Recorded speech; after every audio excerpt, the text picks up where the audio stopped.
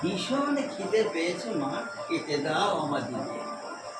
বাবুয়ের মা বলছে, চুপ করে বসো সবাই, করোনা চেঁচামেচি, তোমাদের জন্য মিষ্টি ফল এক্ষুনি আনছি। প্রাতঃকালে পূর্বাকাশে বাবুয়ের মা দেখছি লাল টুকটুকে একটি ফল আকাশেতে ঝুলছে। চট করে উড়ে গিয়ে ফলটি নিয়ে এলো। মহানন্দে বাবুয়ের মা বাচ্চাটিকে দিল।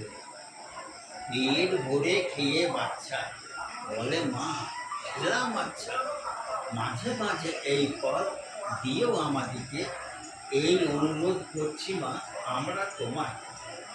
এইটা দিলাম।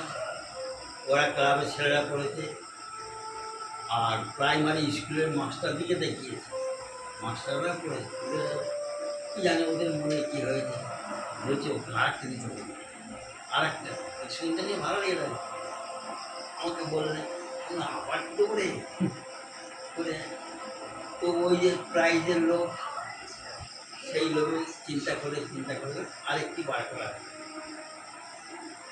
এটা দেওয়া হচ্ছে, গভীর রাতে বাহিরেতে বাথরুম ফিরতে এসেছি, ঘুঁ ঘুঁ ভীষণ শব্দ শুনতে আমি পাচ্ছি।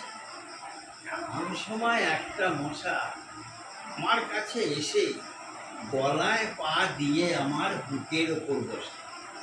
প্রাণের দায়ে আমি যেই চিৎকার করছি, বন্দুক হাতে বাবা বলেন, ভয় নেই যাচ্ছি। মশাটিকে লক্ষ্য করে দুটি গুলি ছুঁড়েছে। দুটি হাতে দুটি গুলি নিয়ে মশা উড়েছে। রেগে গিয়ে বাবা বলেন, এমন কাজ আর করো না, বাথরুম পায়খানা দুই পেলেও বাহিরেতে যেও না। এটা দেওয়া হয়।